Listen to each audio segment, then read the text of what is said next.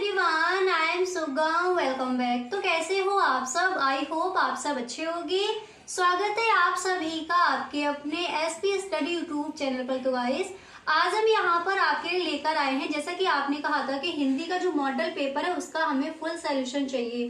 और जैसा कि कई स्टूडेंट्स ने कमेंट किया था कि हिंदी में अभी तक हमने कुछ भी नहीं पढ़ा है, हिंदी के पेपर में हम कैसे पास हो, एक मॉडल पेपर बना दीजिए जिसमें वही क्वेश्चन रखिए जो इस बार के बोर्ड एग्जाम के लिए इम्पोर्टेंट है।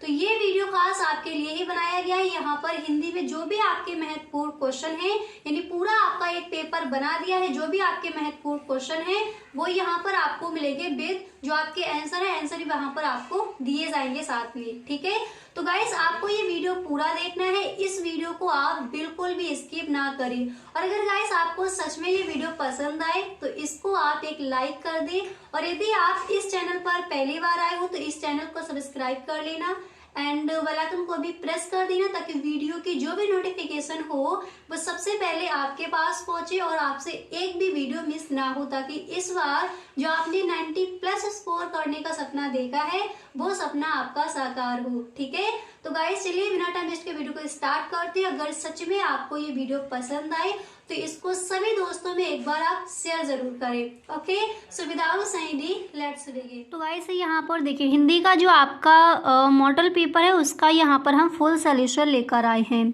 यानी खंड का से लेकर जो भी आपके खंड खा हैं यहाँ पर सबके बारे में यहाँ पर हम डिस्कस करेंगे।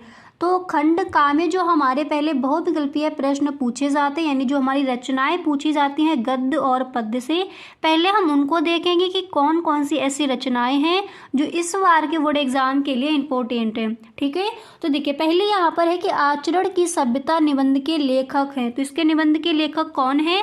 ऑप्शन पढ़ लीजिए। फर्स्ट नंबर पर ऑप्शन है रामचंद्र शुक्ल, सेकेंड नंबर पर है महावीर प्रसाद द्विवेदी, इसी तरह से थर्ड नंबर पर हैं अध्यापक पूर्ण सिंह एंड 4 नंबर पर हैं संपूर्णानंद।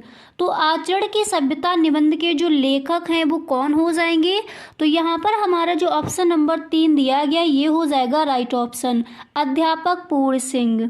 ठीक है, तो आचरण की सभ्यता निबंध के लेखक यहाँ पर जो तीसरे नंबर पर आपको ऑप्शन मिला है यही हो जाएगा राइट ऑप्शन। इसी तरह से गाइस जो आपका पेपर है पूरा मॉडल पेपर यहाँ पर आपको सॉल्व करके दिखाया जाएगा। क्लियर?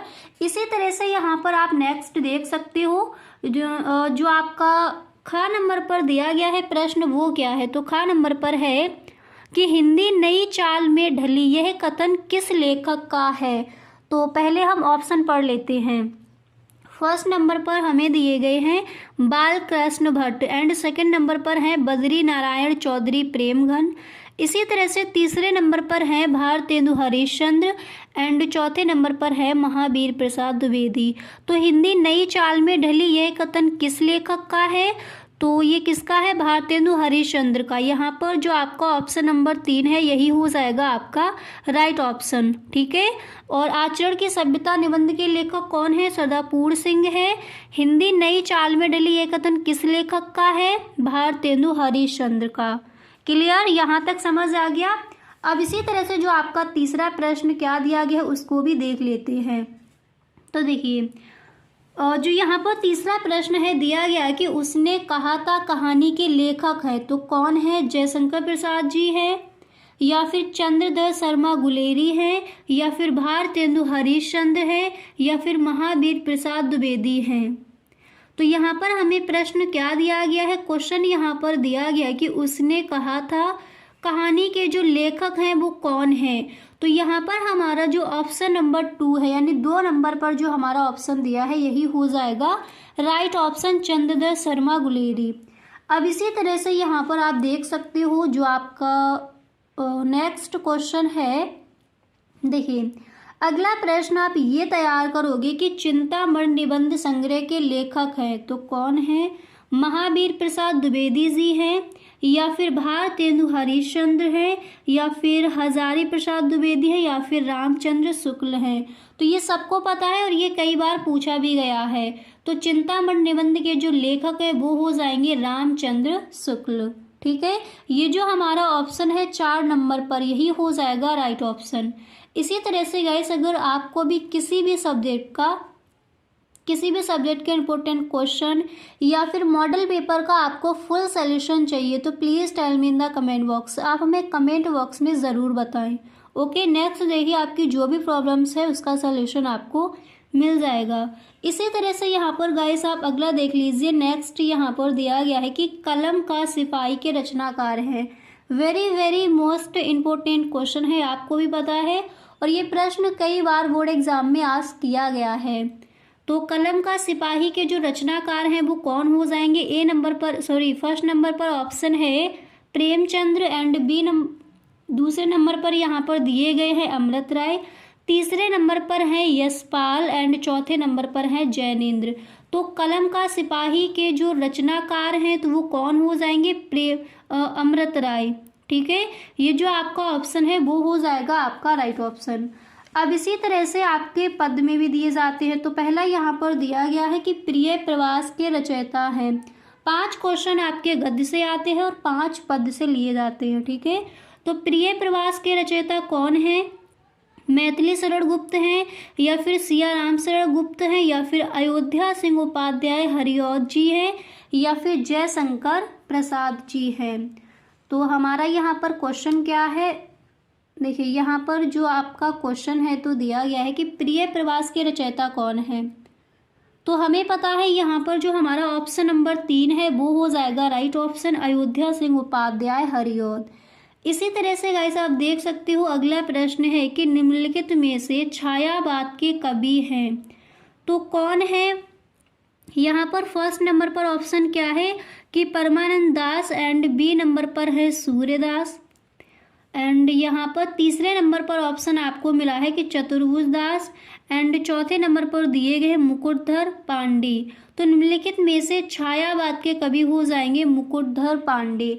ये जो आपका ऑप्शन है 4 नंबर पर यही हो जाएगा आपका राइट ऑप्शन। इसी तरह से जो आपका अगला प्रश्न है उसको भी देख लेते हैं। तो देखिए गाइस इसी तरह से जो आपका अगला प्रश्न क्या है उसको भी पढ़ लीजिए। तो नेक्स्ट क्वेश्चन यहाँ पर दिया गया है कि निम्नलिखित में से कौन सा कवि छायावाद युग का नहीं है? कौन सा कवि छायावाद युग का नहीं है? तो ए नंबर पर है सूर्यकांत त्रिपाठी निराला, इसी तरह से बी नंबर पर है जयशंकर प्रसाद, सी नंबर पर है महादेवी वर्मा जी एंड चौथे नंबर पर है अगेजी। तो निम्नलिखित में से कौन सा कवि छायावाद युग का नहीं है? तो यहाँ पर पता है आपको जो 4 नंबर पर आपका। गाइस अगर अभी तक आप इस वीडियो में बने हुए हो तो आई होप ये वीडियो आपको पसंद आ रहा होगा। अगर सच में गाइस आपको ये वीडियो अच्छा लग रहा है तो आप इस वीडियो को एक लाइक कर दें और यदि आप इस चैनल पर पहली बार आए हो तो इस चैनल को सब्सक्राइब कर लेना एंड बेल आइकन को भी प्रेस कर देना ताकि वीडियो की जो भी नोटिफिकेशन हो वो सबसे पहले आपके पास पहुंचे। तो यहाँ पर हम देख रहे हैं हिंदी का जो हमारा मॉडल पेपर है उसका फुल सॉल्यूशन। इसी तरह से किसी और सब्जेक्ट का, जैसे आपने बोला था कि हिस्ट्री के आपको इंपॉर्टेंट क्वेश्चन चाहिए एंड ज्योग्राफी के जो महत्वपूर्ण क्वेश्चन है वो बता दीजिए, तो गाइस वो हम देख लेंगे नेक्स्ट वीडियो में। और इसी तरह से गाइस अगर आपको भी किसी भी सब्जेक्ट के इंपॉर्टेंट जो क्वेश्चन है या फिर मॉडल पेपर है उसका अगर आपको फुल सॉल्यूशन चाहिए तो please tell me in the comment box. आप हमें कमेंट बॉक्स में जरूर बताएं। ओके, तो चलिए वीडियो को स्टार्ट करते हैं।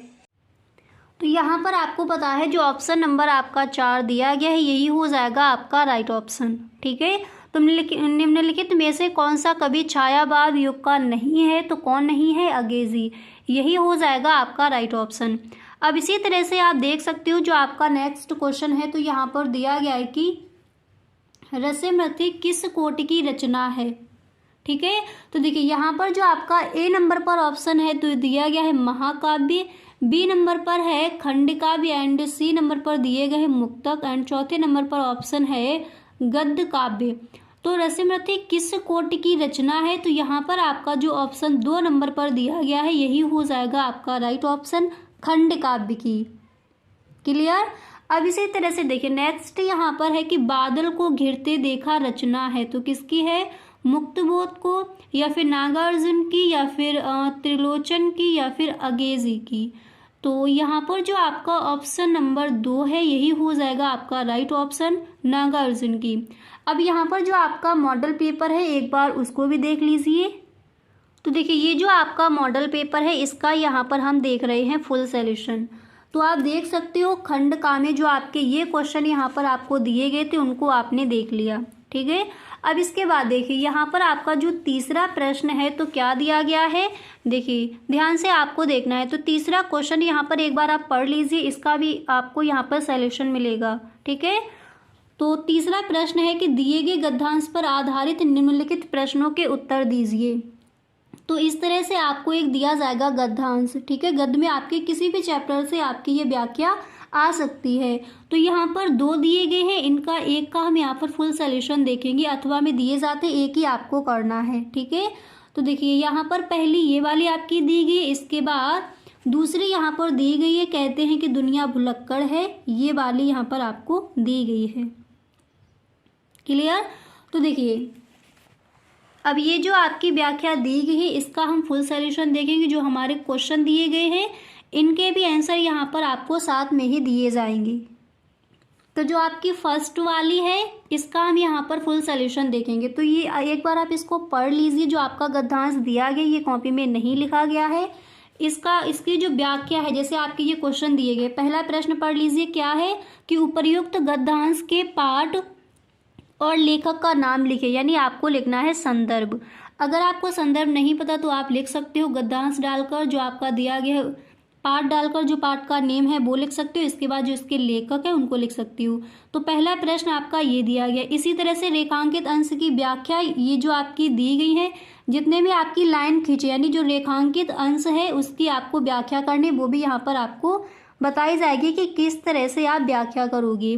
इसके बाद नेक्स्ट क्वेश्चन भी पढ़ लीजिए। अगला प्रश्न गा नंबर पर है कि नहीं मक्खियों को आदमी बनाने वाला जीवन का जादू, इस पंक्ति का क्या आशय है स्पष्ट कीजिए। अगला प्रश्न है कि इन पंक्तियों में लेखक ने किसके जादू का वर्णन किया है।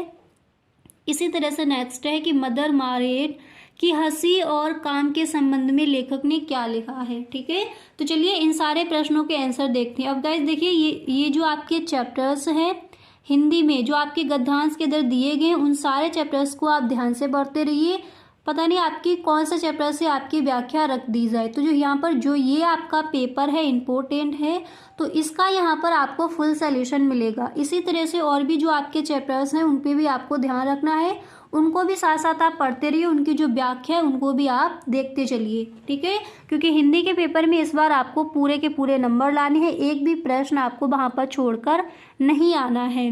ठीक है, तो चलिए इसको समझते हैं। तो आपने आई होप पढ़ ली होगी, जो आपका ये गद्यांश दिया गया है इसको सही ढंग से आप देख लीजिए। अब इसकी व्याख्या हम किस तरह से करेंगे उसको समझते हैं। तो जो आपका तीसरा प्रश्न था तो वो किस तरह से दिया गया था, देखिए जो आपका तीसरा क्वेश्चन था, देखिए क्वेश्चन आपका इस तरह से था कि दिए गए गद्यांश पर आधारित निम्नलिखित प्रश्नों के उत्तर दीजिए। तो पहला प्रश्न आपने पढ़ लिया था कि उपर्युक्त गद्यांश के पाठ और लेखक का नाम लिखिए। जब भी आपको कोई गद्यांश दिया जाएगा तो फर्स्ट क्वेश्चन इसी तरह से आस्क किया जाता है कि उपर्युक्त गद्यांश के पाठ और लेखक का नाम लिखिए। तो किस तरह से, मतलब आपको संदर्भ लिखना है। तो इस तरह से आप लिखोगे संदर्भ, फिर आपको लिखना है कि प्रस्तुत गद्यांश सुप्रसिद्ध पत्रकार और लेखक श्री कन्हैया लाल मिश्र प्रभाकर द्वारा लिखित रॉबर्ट नर्सिंग होम में नामक रिपोर्टाज से उद्गिरत है, यानी लिया गया है। यह रिपोर्टाज हमारी हिंदी की पाठ्य पुस्तक के गद्य भाग में संकलित है। ठीक है, और जब आप लेखक का नाम लिखोगे तो उसके नीचे भी आपको लाइन करनी है, और जो आपका पार्ट है उसका नाम लिखोगे तो उसके नीचे भी आपको लाइन कर देनी है, ताकि एग्जामिनर को साफ साफ ये दिख जाए और वो आपको पूरे के पूरे नंबर देकर जाए। ठीक है, तो संदर्भ हम इस तरह से लिखेंगे। इसके बाद वहाँ पर हमें क्वेश्चन दिया गया था कि रेखांकित अंश की व्याख्या कीजिए। तो व्याख्या करने से पहले यहाँ पर हम देखेंगे कि इसका जो प्रसंग है वो हम किस तरह से लिखेंगे। तो देखिए इस तरह से आपको इसका प्रसंग लिखकर आना है, इसको समझ लीजिए। देखिए हेडिंग डालोगे आप प्रसंग, फिर आपको लिखना है कि प्रस्तुत गद्यांश में रॉबर्ट नर्सिंग होम की सबसे बृहत मदर मारेट के सेवा भावी जादुई व्यक्तित्व का अलंकारिक वर्णन किया गया है, यानी थोड़ा आपको बताना है प्रसंग में। ठीक है, अब इसके बाद देखिए इसकी जो व्याख्या है वो आप किस तरह से करोगे। तो जो आपका वो गद्यांश दिया गया था उसकी व्याख्या आप किस तरह से करोगे उसको समझ लीजिए। तो देखिए आप इस तरह से लिख कर आओगे। इस तरह से आपको लिखना है कि लेखक कन्हैया लाल मिश्र प्रभाकर नर्सिंग होम की सबसे वृद्ध मदर मार्गरेट की जादुई व्यक्तित्व के प्रभाव का वर्णन करते हुए कहते हैं कि हमने किस्से में, कहानियों में कामरूप के जादू के विषय में अनेक विस्मयकारी बातें सुनी है कि वहाँ जादूगर अपने जादू से आदमी को मक्खी बना दिया करते थे, जादू से मक्खी बना दिया करते थे। इसके बाद आप लिखोगे कि इस जादू के विषय में हमने केवल सुना है, अपनी आंखों से उसे देखा कभी नहीं, मगर मैंने मदर मार्गरेट के रूप में एक ऐसे अद्भुत जादूगरनी को देखा है जो अपने ममता में दयालु और सेवाभावी व्यक्तित्व के जादू से मक्खी को आदमी बना देती है, अर्थात वह मृत प्राय एक दीनहीन रोगी में जीवन की आशा का संचार करके उसे आदमी बना देती है, जिस पर इतनी बड़ी संख्या में मक्खियां भिनभिनाती रहती हैं कि वह कोई व्यक्ति ना होकर मक्खियों का बड़ा छत्ता हो।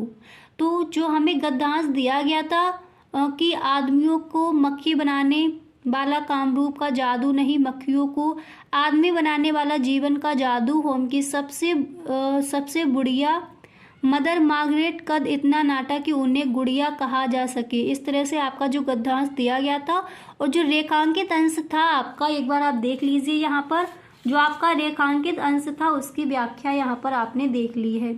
इसको देख लीजिए, यही इसकी जो व्याख्या है, यहाँ से लेकर यहाँ तक आपको व्याख्या करनी है, ठीक है। आदमियों को मक्खी बनाने वाला कामरूप का जादू नहीं, मक्खियों को आदमी बनाने वाला जीवन का जादू होम की सबसे बुढ़िया मदर मार्गरेट यहाँ तक आपको इसकी व्याख्या करनी, तो वो यहाँ पर आपने देख ली, ठीक है।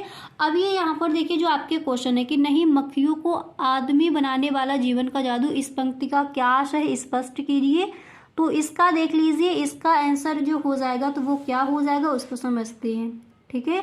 तो ग नंबर पर जो हमारा क्वेश्चन दिया गया है उसका आंसर क्या हो जाएगा उसको देख लीजिए।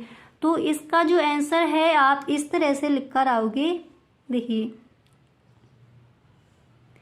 जो आपका क्वेश्चन दिया गया है इस प्रश्न का आंसर आपको इस तरह से लिखना है कि नहीं मक्खियों को आदमी बनाने वाला जीवन का जादू, इस पंक्ति का आशय यह है कि मदर मार्गरेट एक ऐसी अद्भुत जादूगरनी के समान व्यक्तित्व वाली वृद्ध महिला थी जो मक्खी को आदमी बना देती थी, अर्थात वे मृत प्राय एक दीनहीन रोगी में जीवन की आशा का संचार करके उसे आदमी बना देती है। ऐसा आदमी जिस पर इतनी बड़ी संख्या में मक्खियां भिनभिनाती रहती हैं कि वह कोई व्यक्ति ना होकर मक्खियों का बड़ा छत्ता हो। तो हमारा प्रश्न था कि नहीं मक्खियों को आदमी बनाने वाला जीवन का जादू, इस पंक्ति का क्या आशय है। तो इस तरह से आप लिख कर आओगे। इसी तरह नेक्स्ट देख लीजिए, जो अगला प्रश्न है वो क्या है आपका। देखिए नेक्स्ट क्वेश्चन है कि इन पंक्तियों में लेखक ने किसके जादू का वर्णन किया है। ठीक है, क्या है प्रश्न, इन पंक्तियों में लेखक ने किसके जादू का वर्णन किया है। तो घ नंबर पर जो हमारा क्वेश्चन है उसका आंसर देख लेते हैं। तो इस प्रश्न का आंसर है, आप इस तरह से वहां पर लिख कर आओगे। देखिए कि इन पंक्तियों में लेखक ने मदर मार्गरेट की रोगियों के प्रति उनके द्वारा की जाने वाली महान सेवा के जादू का वर्णन किया है। ठीक है, अब इसी तरह से जो आपका नेक्स्ट क्वेश्चन क्या है उसको भी देख लेते हैं। तो आप यहाँ पर समझ सकते हो। अगला जो प्रश्न है, तो प्रश्न हमें दिया गया है कि मदर मार्गरेट की हंसी और काम के संबंध में लेखक ने क्या लिखा है। तो चलिए इसके आंसर को समझ लेते हैं। तो आप यहाँ पर इस तरह से लिख कर आओगे। देखिए इस प्रश्न का आंसर आपको यहाँ पर इस तरह से लिखना है।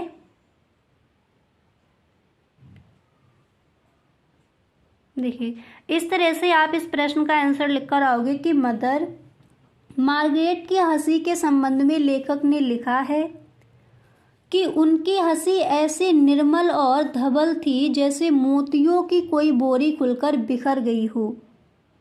इसके बाद आप लिखोगे कि इसी प्रकार उनके काम में ऐसी निपुणता और संतुलन था कि उसमें त्रुटि की कोई गुंजाइश ही नहीं रहती थी, मानो वह व्यक्ति ना होकर कोई मशीन हो। तो क्वेश्चन क्या था कि मदर मार्गरेट की हंसी और काम के संबंध में लेखक ने क्या लिखा है? तो लेखक ने ये कहा है, ये आपको लिख कर आना है। क्लियर? तो जो आपका यहाँ पर अब एक बार देख लीजिए, देखिए तीसरा जो आपका प्रश्न यहाँ पर दिया गया था और इसके जो क्वेश्चन दिए गए थे इनके आंसर यहाँ पर आपने देख लिए। अब इसी तरह से गाइस आपका दिया जाएगा पद्य में, इसको भी आप समझते चलिए। अब देखिए गद्य में जो आपका था उसको आपने समझ लिया। अब इसी तरह से देखिए नेक्स्ट क्वेश्चन आपका आएगा, देखिए अगला प्रश्न आएगा कि दिए गए पद्यांश पर आधारित निम्नलिखित प्रश्नों के उत्तर दीजिए। तो एक आपको पद्यांश दे दिया जाएगा, फिर इस तरह से आपके क्वेश्चन आस्क किए जाएंगे कि इनके आपको आंसर देना है, जैसे आपने गद्य में अभी दिया था। ठीक है, तो यहाँ पर देख लीजिए जो आपका चौथा क्वेश्चन है तो वो क्या दिया गया है। तो चौथा प्रश्न आपका ये है। अब इसका हम आंसर देखते हैं कि इन सारे प्रश्नों के आंसर आपको किस तरह से लिख कर आने हैं। तो गाइस जो आपका आगे का पेपर है वो हम देखेंगे नेक्स्ट वीडियो में। ठीक है, तो ये है आपका फर्स्ट पार्ट और सेकंड पार्ट देखना आप बिल्कुल भी ना भूलें। Okay, thank you so much.